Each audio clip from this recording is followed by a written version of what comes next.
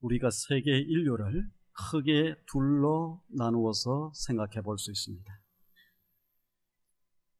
하나는 하나님과 언약의 관계를 맺은 선택받은 이스라엘입니다.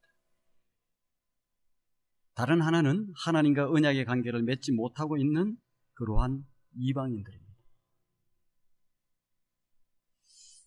오늘날도 또 이렇게 두 가지로 우리가 좀 나누어 볼 수 있는데, 하나는 하나님과의 언약의 관계를 맺고 있는 예수 믿는 사람들입니다. 또 다른 하나는 하나님과의 이렇게 특별한 약속의 관계를 맺지 못하고 살고 있는 예수 믿지 않는 사람들입니다. 우리는 어디에 속해요?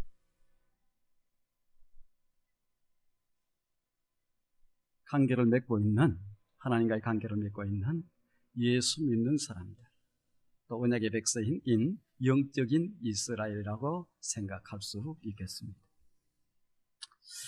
오늘 특별히 우리 읽은 이 본문, 또 나아가서 이 로마서 2장에 보면은 전체적인 주제가 어떤 내용이냐, 1장 1절부터 11절까지는 이스라엘의 죄에 대해서 얘기를 하고 있어요. 쉽게 얘기하면은 예수 믿는 사람들의 죄에 대해서 얘기를 하고 있다, 이렇게 생각을 해도 괜찮겠습니다.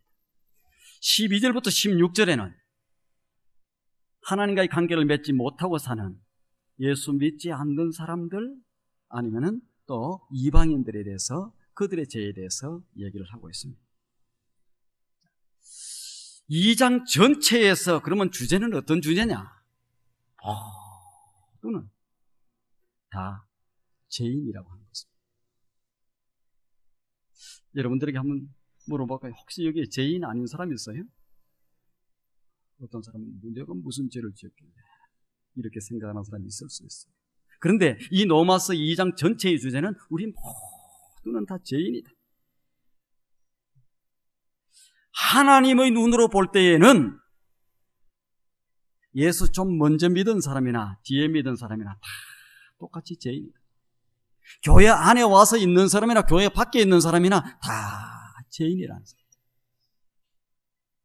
아니, 그래도 여러분들은 예수 믿은 지가 한 30년, 50년 되었으니까 이제 죄인이 아니고 의인이잖아요. 어때요?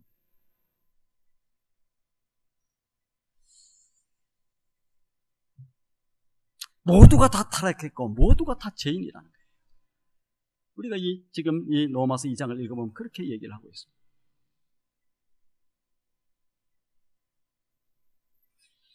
그래서 우리 신앙 고백의 제일 밑바닥에 뭐가 깔려 있어야 되느냐? 하나님, 나는 죄인입니다. 이런 고백이 밑바닥에 깔려 있어야 돼요. 주님, 나는 죄인입니다. 이게 깔려 있어야 그때부터 예수 믿는 사람이 돼, 제대로 믿기 시작하는 사람이 되는 거예요.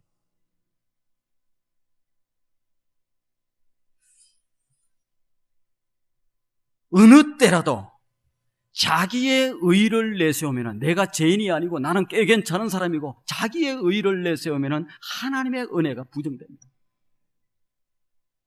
내 잘남을 자꾸 얘기하기 시작하면 하나님의 은혜는 온데간데 없어지고 말아요. 내가 잘났는데 이곳에 뭐 때문에 옵니까? 내가 의인인데 이곳에 뭐 때문에 와요? 올 필요 없어. 그렇잖아요. 교회는 의인들이 모이는 곳이 아니라 죄인들이 모여 있는 곳이에요. 죄인들이 모여. 그래서 기독교의 가장 근본적인 기초가 뭐냐? 내가 죄인 때문에, 내가 전적으로 타락되어 있음을 이렇게 고백하는 것, 이게 기독교의 아주 기본이에요. 믿지 않는 사람이나 예수 믿은 사람이나 도덕적인 차원에서 하나도 다를 것이 없어요. 여러분, 저 밖의 사람들보다는 훨씬 좀 낫죠?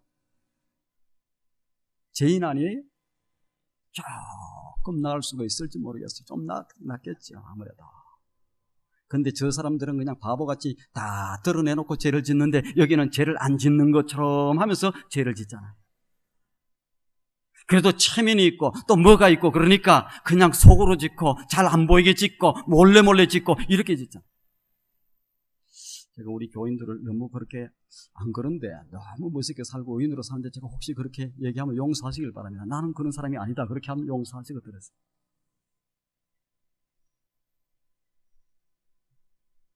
다만 예수를 믿는다고 하는 이거 하나 외에, 우리가 예수를 믿는다고 하는 것 이거 하나 외에 그 무엇이 좀 더 낫다고 생각하는 것은 잘못된 생각이에요. 좀 괜찮아 보여도 하나님이 빛을 여러분에게 싹 비춰주고 하루의 일과를 이렇게 쫙 비춰주면은 부끄러워서 얼굴을 틀 수 없는 게 우리 인간입니다. 어두운 곳에 살고 있으면은 그냥 부끄러운지 뭐 한지도 몰라요. 내가 죄를 짓고 사는지 뭐 하는지도 몰라요.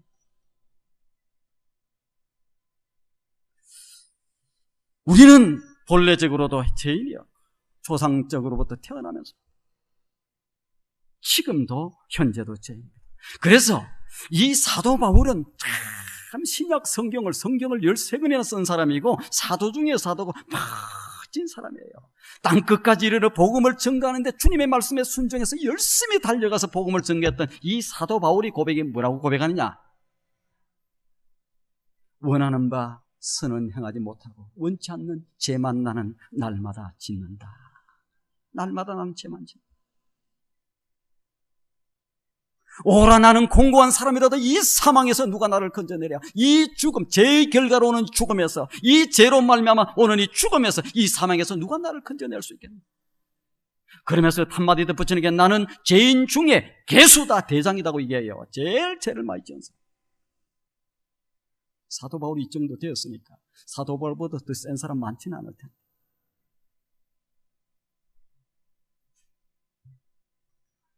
우리가 헌금을 좀 하고 봉사를 좀 하고 구제를 하고 고아들을 돌보고 이렇게 하지만 하나님 앞에 내놓을 것은 못 됩니다. 하나님 나 요 정도 했는데요, 베풀어 주신 은혜에 비교하면 아무것도 아니에요. 우리는 하나 뭐 조금 선한 일을 하면 좀 우쭐대고 교만해지고 좀 나타내 보이고 싶어하고, 이게 인간이에요. 남들이 보는 데서는 못하고 좀 체면 지키고 이렇게 점잖게 했다가 남들이 보지 않는 데서는 얼마든지 죄하죠. 우리는 아무리 보아도 하나님 앞에 설 수 있는, 제대로 설 수 있는 의인은 아무도 없습니다.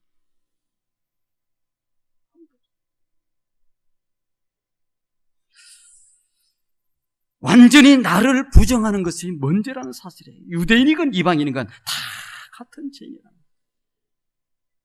거예요. 여기에서부터 이제 그리스도인이 되기 시작하고 기독교인이 되기 시작합니다. 베드로가 누구를 만날 때, 예수 그리스도를 만날 때, 주님을 만날 때, 어디에서 디베랴 바닷가에서 주님을 만날 때 뭐라고 얘기합니까? 주여 나를 떠나소서 나는 죄인이로소이다. 이게 자기를 제대로 알고 있는 사람이에요.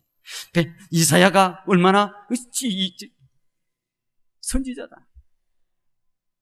근데 그가 이사야 6장에 보면 자기가 소명받을 때 뭐라고 얘기합니까? 화로도 나여 망하게 되었도다. 나는 입술이 부정한 자, 나는 입술을 통해서 하나님의 거룩함을 드러내지 못하고 날마다 죄짓는 못된 짓을 하는 그러한 사람이라고. 누가? 그분 앞에 서니까 빛을 조금만 받으니까 금방 자기를 하는 거예요.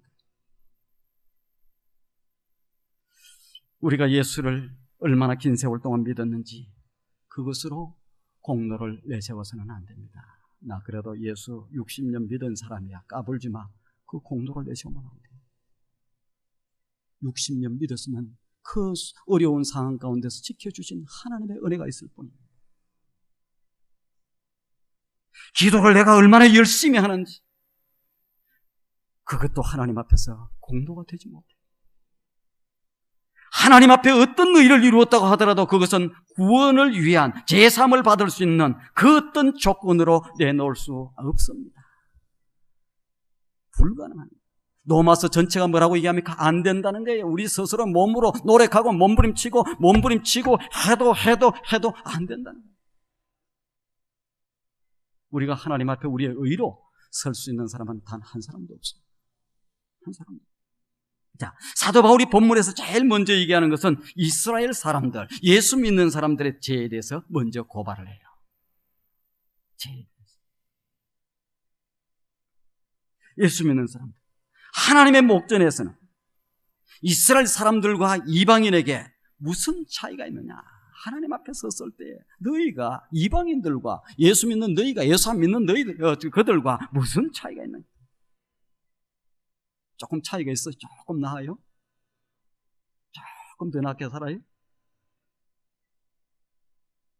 우리는 먼저 믿지 않는 사람들도 우리와 이 도덕적인 문제에서 별로 차이가, 그 반 차이가 조금 더 묻었고 좀 덜 묻은 차이가 있을지 모르겠어요.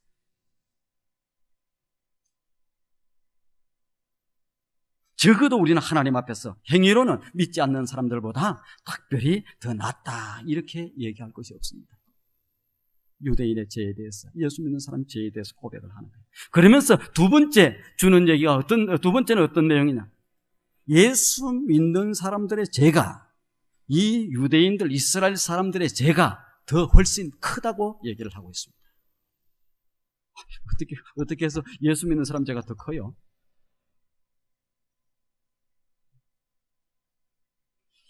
사실 예수를 믿는 믿음과 그 다음에 회개와 그 다음에 하나님 앞에서 예수 그리스도의 공로를 힘입는 그 의, 예수 믿는 사람 요 문제에서는 좀 차이가 있습니다. 이것 때문에 우리가 사는 거예요.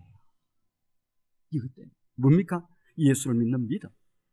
그런데 그것도 제대로 된 믿음이 돼야 되고 제대로 주에 대해서 고백을 해야 되고, 그 고백이에요. 가짜로 하는 건 말이에요. 예수를 믿는 믿음과 회개와 하나님 앞에서 예수 그리스도의 공로를 힘입는 그 의를 제외하고는 도덕적인 측면에서 볼 때는 믿는 사람들보다 믿지 않는 사람들보다 믿는 사람의 죄가 훨씬 더 크다. 왜 그래요? 자, 하나님 앞에서 이 믿는 사람들, 예수를 믿는 사람들의 죄가 왜 더 크냐? 그들은 알고 죄를 짓는다. 저 밖에 있는 사람들은 뭐가 죄인지 잘 모르고 죄를 짓는 거예요.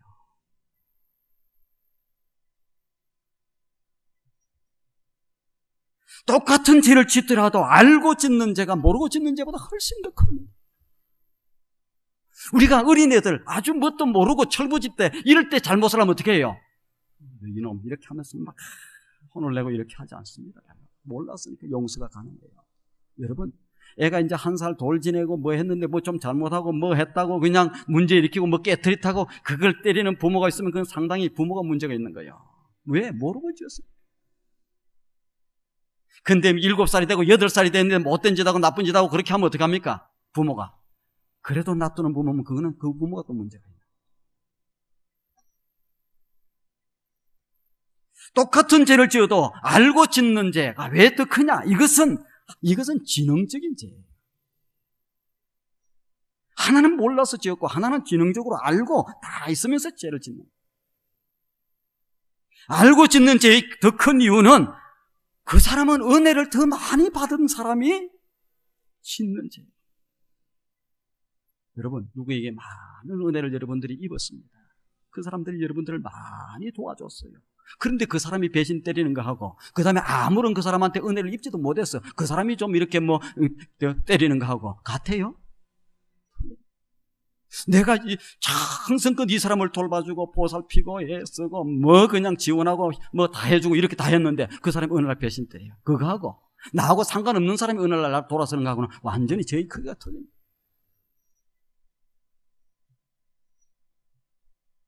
그러므로 도덕적인 측면에서만 볼 때에 예수 믿는 사람이 믿지 않는 사람들보다 죄가 더 큼을 우리는 알아야 됩니다. 그러므로 핑계할 말이 없어. 우리 벌써 얘기하잖아요. 1절에 그러므로 남을 판단하는 사람아 누구를 막나라도 내가 핑계하지 못할 것을. 내가 죄가 없다는지 내가 뭐 죄가 작다는지 뭐 이렇게 저렇게 핑계대지 말라는 거죠. 이렇게 죄를 깊이 알고 들어가야 내가 죄가 더 크구나. 나는 너무 죄인 중에 죄인. 자기도 이렇게 쓸모없는 그런 죄인이야. 나는 긍휼의 여김을 받지 못할 죄인이야. 이걸 깨달으면 깨달을수록 이걸 알면 알수록 어떻게 됩니까? 우리가 겸손하게 되는 거예요. 이걸 알면 알수록 하나님의 은혜 앞에 감사를 하게 되는 거예요. 이걸 모르는 사람은 어떻게 하냐? 내가 그래도 꽤 괜찮은데, 내가 살 만큼 사는데, 내가 이렇게 뭐 주의 일을 봉사하고 사는데, 이런 사람은 교만해져. 겸손이 없어. 내 죄가 이렇게 큰데, 그래도 그 하나님이 이렇게 그 죄 가운데서 나를 이렇게 용납해 주시고, 나를 용서해 주셨구나. 그러면은 겸손하게 돼. 우리가요, 내 자기 자신의 실체를 아는데 하나님이 빛으로 비춰주시는 그 모습을 바라보고도 교만할 수가 없어요. 그 은혜를 비춰주는 모습을 보고 감사하지 않는다? 감사하지 않을 수가 없는 거예요.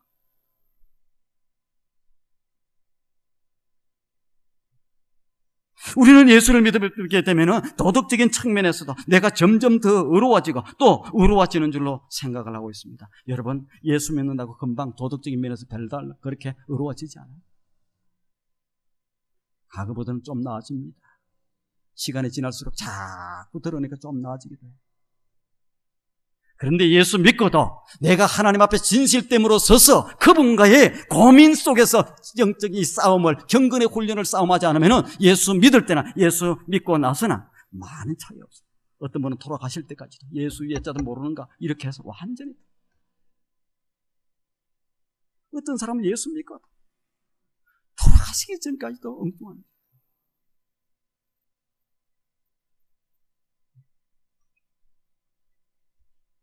우리의 신앙 고백은 예수를 믿으면 믿을수록 하나님 앞에 한편으로는 더 큰 죄인이 되어요. 깨달으면요 전부 죄예요. 깨달고 보면 전부가 죄. 빛을 비춰주지 않으면 그냥 죄인지도 깨달지도 못해. 빛을 비춰주면 그냥 깨달아지는 거예요. 그래서 말씀에 거울에 내가 기도하면서 하나님 앞에 제대로 서기 시작하면, 비춰주기 시작하면, 내가 이렇게 더러운 죄인이야. 내가 이렇게 흉악한지, 내가 이렇게 몹쓸 죄인이야. 하나님이 나를 이 자리에 있게 만들어주는 거, 그래도 예수 믿는 사람이라고 불러주는 거, 하나님의 자녀라고 불러주는 거, 이것은 놀라운 은혜고, 내 죄인됨을 크게 깨닫고 그래야 그 사람이 은혜를 아는 거예요. 깨달음이 없으면 은혜가 없습니다. 날마다 불평하고 날마다 원망하고, 내가 더 많이 받아야 되는데 내가 이만큼 했는데, 어디서 우리가 하나님 앞에 그런 것을 내놓을 수 있겠어?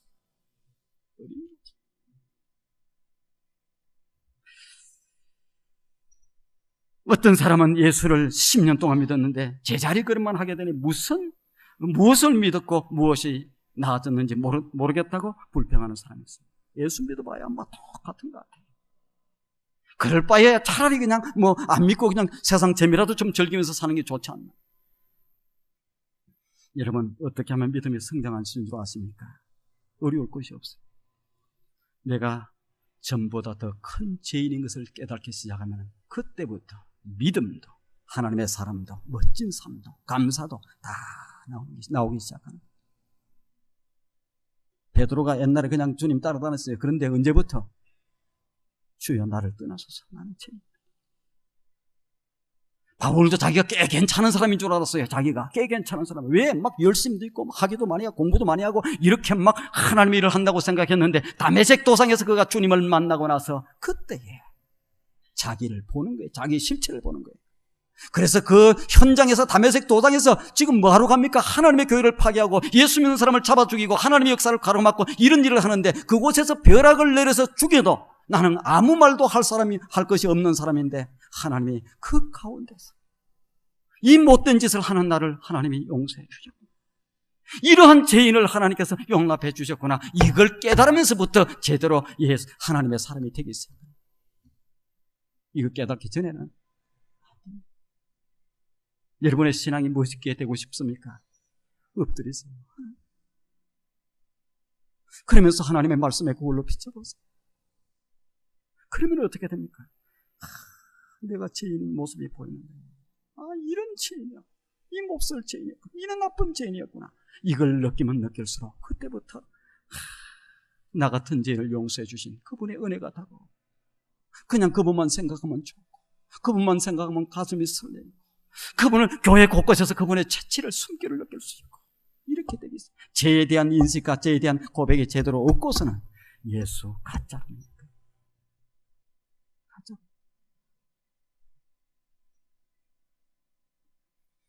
자기들은 그 이스라엘 사람들 보세요.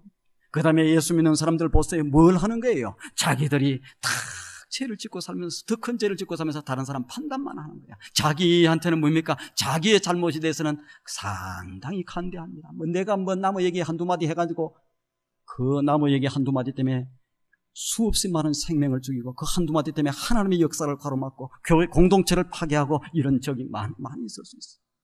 근데 다른 사람, 나는 그렇게 나무와 얘기를 10마디씩 하면서 다른 사람이 어쩌다가 나한테 한마디 얘기하면 그것에 대해서는 용납을 못해. 자기 죄에 대해서는 간대하고 다른 사람에 대해서는 바늘같이 이렇게 아주 뾰족하게 이렇게 하는 모습을 볼 수 있어요. 자, 근데 이 유대인들이 더 큰 죄, 그 다음에 예수 믿는 사람들이 더 큰 죄인인데, 이들이 세 번째는 어떤 죄를 짓느냐? 이 사람들은 하나님을 멸시합니다. 자, 예수 믿는 사람이 어떻게 하나님 멸시해요? 유대인들이 왜 하나님 멸시해요? 말씀을 한번 보시길 바랍니다. 4절 말씀 가운데 보면은, 홍내가 하나님의 인자하심이 너를 인도하여 회개하게 하심을 알지 못하여 그의 인자하심과 용납하심과 같이 참으심이 풍성함을 멸시하느냐. 아니, 믿는 사람들이 하나님을 멸시한다. 여러분들은 하나님 우리 이 성도님 가운데 하나님 멸시하는 사람이 있어요, 없어요? 아니, 내가 무슨 하나님을 멸시해? 자기 양심을 멸시하는 것, 무시하는 것이 뭔 줄 압니까? 그 양심을 주신 것은 누구예요? 하나님이 주신 거예요. 양심을 자꾸 무시하고 멸시하고 이렇게 거부해버리고 그러면 어떻게 됩니까? 나중에 화인 맞은 양심이라고, 그때는 돌이킬 수가 없어요. 성령의 감화를 이렇게 무시해버려요. 성령께서 우리에게 감동을 주십니다. 이런 삶을 살아야지, 이렇게 살아야지, 이렇게 귀한 일을 해야지, 이렇게 하니까 어찌 가만히 생각하니까 부담이 돼. 야, 너 그렇게 하면 부담돼서 어떻게 사냐? 사단이 옆에서 부추기면은 성령의 조명을, 성령의 감동을 무시해버려요. 성령이 누구예요? 하나님이에요. 내 속에서 이렇게 귀하게 아름다운 역사를 일으키시려고 하는 그 성령, 하나님의 그 모든 것을 무시해버려요. 그리고 하나님의 말씀에 대한 지식을 외면하는 것은 곧 하나님을 만홀히 여기는 것이 됩니다. 알면서도, 알고 있으면서도 안 행하는 거예요. 알고 있으면서. 알면서도 행하지 않는 것은 알게 한 자를 뭐 하는 겁니까? 멸시하는 거예요. 멸시하는 거.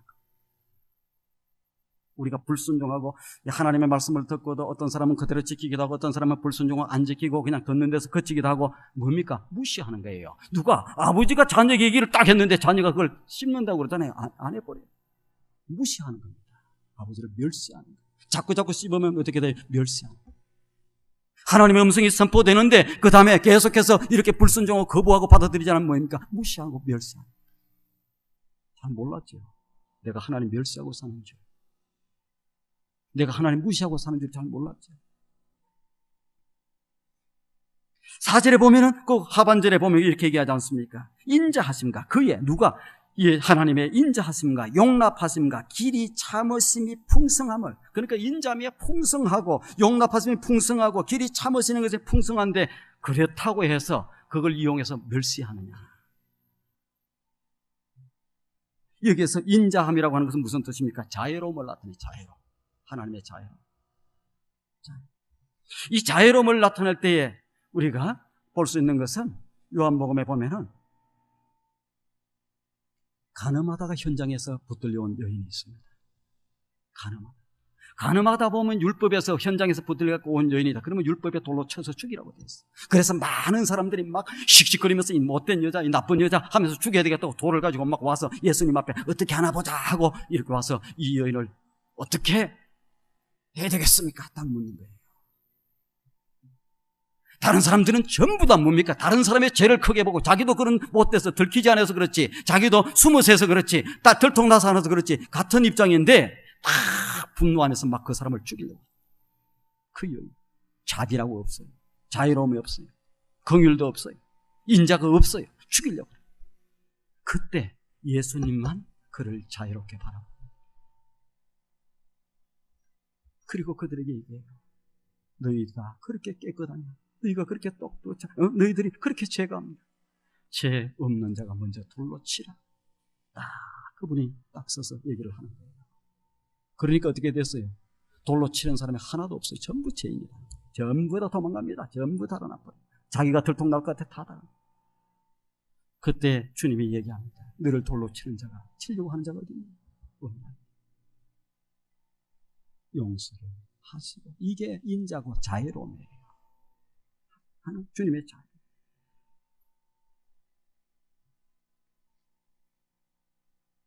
이 사랑을 알기에 하나님은 무슨 죄든지 이렇게 자유롭게 용서하시고 용서하는 것을, 이것을 알기에 내가 무슨 죄를 짓고 내가 못된 짓을 짓고 주여 잘못했습니다 한마디만 하기만 하면 하나님이 다 용서하실 것이다. 이 자애로움을 이용해서, 그런 하나님의 것을 이용해서 하나님을 멸시합니다.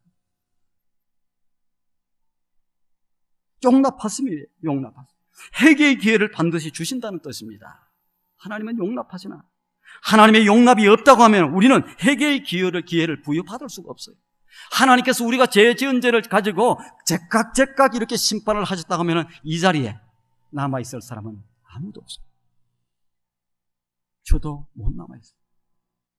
근데 이곳에 우리가 남아있는 게 뭡니까? 하나님이 용납해 주심의 은혜 때문에 오늘 이 자리에 있습니다. 너네가 이 하나님이 용납해 주심의 이것을 이용해서, 그것을 이용해서 하나님을 멸시하고 무시합니다.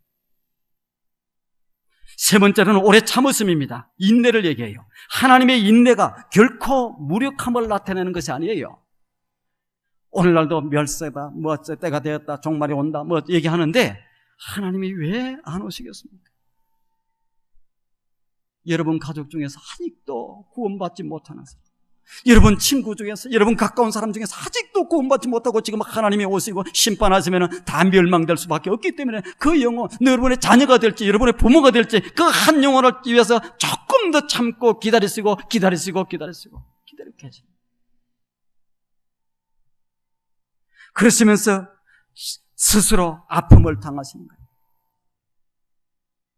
하나님께서 이렇게 아픔으로 인내하고 계시는데 그 인내를 무력하다고 할 수 있느냐? 하나님이 없다고, 하나님이 계시면 이럴 수, 그렇게 하면서 너네가 하나님을 멸시할 수 있느냐? 이게 누가? 하나님을 알고 있는 유대인들, 하나님을 알고 있는 누가? 예수 믿는 우리들이.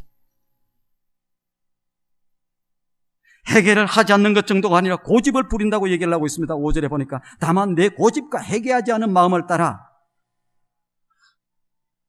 알고도 행하지도 않는 것도 문제인데 고집을 부립니다. 고집을 부립니다. 사람들이요 교만합니다. 고집 부립니다. 하나님의 은혜로, 하나님의 사랑으로 구원받을 수 있는 길을 열어주시고 그렇게 얘기함에도 불구하고 교회 밖에 있는 사람들 얘기하는 게 아니에요. 교회 안에 있으면서도 이 거부하고 있는 사람 많고.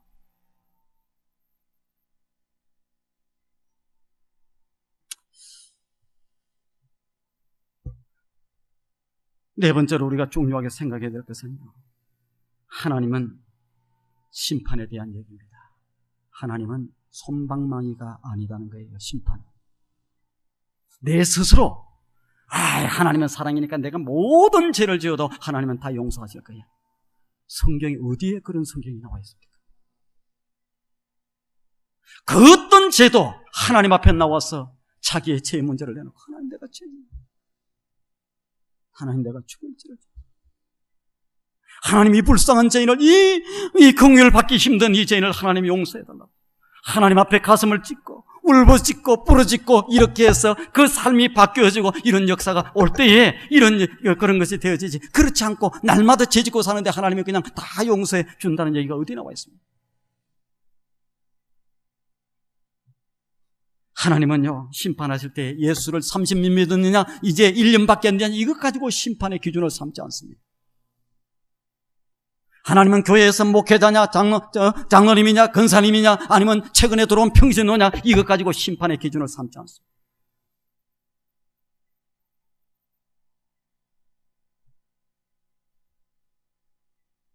이스라엘 사람들이라도 예수 믿는다고 교회에 이렇게 들어와 있는 사람이라도 제대로 하나님 앞에 꼭 회개하지 않고 고집을 피우고 가면 그 사람들 다 멸망될 수밖에 없어요. 여러분들에게 겁을 주려고 하는 얘기 아니에요. 주님이 이 땅에 다시 오실 그날에 우리가 주님 앞에 개인적인 총말로 서는 그 순간에 모두가 구원받은 자로 하나님 앞에 아름다운 모습으로 설 수 있기를 위해서 제가 부르짖는 거예요. 잘못하고 있는데도 불구하고 그래 잘한다 괜찮다 뭐 철들면 괜찮겠지. 언제 철듭니까? 죽을 때까지 철이 잘 안 들어요. 더더욱 이 말씀 안에서 이 진리 안에서 제대로 철이 안 들게 돼 있어요. 신앙을 먼저 가진 자 늦게 가진 자가 중요한 것이 아니라 이방인이냐 이스라엘 사람이냐 예수 믿는 사람이 교회 안에 있는 사람이냐 밖에 있는 사람이냐 문제가 아니라 오늘 회개하고 오늘 의를 행하며 오늘 믿으면 언제가 되었든지 바로 구원을 받을 수 있습니다. 우리가 오늘 이 순간에 주님을 주님으로 받아들이고 내 죄의 잘못을 자복하고 나는 내 의로는 설 수 없습니다. 하나님의 은혜로 하나님의 의로 내가 구원받을 수 있습니다. 이 고백이 없고 이 모습으로 서지 못하면 우리는 상관없어요. 오래서. 마지막으로 심판에 대한 얘기 순서를 얘기하고 있습니다. 심판에 대한 순서는 9절에 얘기하고 있는데요. 악을 행하는 각 사람의 영에는 환난과 공고가 있으니 먼저는 유대인에게요 그리고 헬라인에게며. 심판은 누구부터 먼저 한다는 거예요? 유대인에게 먼저 하겠다는 거예요. 예수 믿고 믿는다고 하는 이 사람들에게 먼저 하고 그 다음에 저 밖에 있는 사람한테는 조금 이따 하겠다는 거예요. 왜 그래요? 우리가 이 개별적으로 부분적으로 심판을 할 때에 우선이 뭡니까? 유대인들 예수 믿는 사람, 아는 자를 먼저 심판하겠다. 알고 지는 사람. 모르는 사람에게는 회개할 수 있는 기회를 조금이라도 더 주겠다는 거예요. 하나님이. 얼마간의 용납할 시간을 조금 더 주겠다는 거예요. 그래서 여러분 생활 속에서 보면 믿는 사람들이 부정부패를 하고 못된 짓을 하면은 하나님의 심판이 즉각 임합니다. 아이고 나는 왜? 알고 안 하고 이렇게 알고 있기 때문에. 그런데 이 잘 못하는 그러니까 예수도 잘 믿지 않고 이런 사람들이 부정부패하고 이렇게 나가면 어떻게 돼요? 그래도 잘 살아요. 꽤 괜찮아. 그렇다고 해서 그들을 심판 안 하는 게 아니에요. 조금 더 시간 두는. 자, 그러면 축복은 누구부터 먼저 주시겠어요? 하나님의 역사는 구원의 역사와 축복. 그것도 마찬가지입니다. 그것은 10절에 보시면은 선을 행하는 각 사람에게 영광과 존귀와 평강이 있으니 먼저는 유대인에게요 그리고 헬라인에게다. 축복도 누가? 왜? 하나님의 말씀을 아니까, 하나님의 말씀을 붙들고 사니까, 그분을 의지하고 사니까, 이렇게 사니까 그거 먼저 알고 있으니까 먼저 축복도 임한다는데요. 하나님이 결론적으로 맨 마지막에 말씀합니다. 이는 하나님께서 외모로 사람을 취하지 않음이라. 하나님은 우리의 중심을, 우리의 마음을, 우리의 모든 것을 다 깨뚫어 보시고 심판도 그 다음에 구원도 하나님께서 이루시겠다고 얘기를 하고 있습니다. 사랑하는 성도 여러분, 주님의 심판의 그날에 우리 모두가 서야 되지 않겠습니까? 이 땅에서요 높은 자리 뭐 올라가고 돈 많고 명예 많고 쓸데없어요. 뭐 중요하기는 중요해요. 그날에 그분 앞에 서지 못한다면, 그날에 심판받아 끝난다고 하면 이 땅에서의 짧은 이 세상에서의 모든 것들이 뭐가 의미가 있겠어요? 나는 그날에 여러분 모두가 우리의 죄인 때문에 하나님 나는 죄인 중에 죄인입니다. 하나님의 은혜가 없이는 하루도 살 수 없습니다. 지금까지 내가 살고 있는 것은 다 하나님의 은혜입니다. 하나님이 이 죄인을 불쌍히 여기세요. 하나님이 이 죄인을 긍휼히 여겨주세요. 하나님의 의가 아니고는, 하나님이 이루어놓은 십자가의 저 용서하심이 아니고는 내가 구원받을 수 있는 그 어떤 길도 없습니다. 이렇게 고백하면서 승리하는 우리 모든 투산영락의 성도들이 되기를 주님의 이름으로 축원드립니다. 기도하시겠습니다. 좋으신 하나님, 우리가 꽤 괜찮은 사람인 것처럼 착각하고 살 때가 너무나도 많습니다. 그래도 저 세상 밖에 있는 사람들, 하나님을 알지 못하는 저 사람들보다는 내가 꽤 상당히 괜찮은 사람으로 착각하고 살 때가 너무나도 많습니다. 하나님, 우리됨을, 우리의 아이덴티티를 잘 이렇게 기억할 수 있다. 내가 죄인, 하나님의 은혜 아니고는 예수 그리스도의 십자가의 공로가 아니고는 살 수 없다는 사실을 잘 알고 늘 겸손히 서게 하세요. 하나님 은혜 앞에 감사하며 살게 하세요. 내 의를 내세우는 것이 아니라 모든 것은 하나님의 은혜라고 이렇게 고백하며 사는 우리 모든 성도들 될 수 있도록, 그래서 그날에 주님 앞에 아름다운 모습으로 설 수 있는 모두가 될 수 있도록 하나님 역사해 주시옵소서. 예수님의 거룩하신 이름으로 기도드리옵나이다.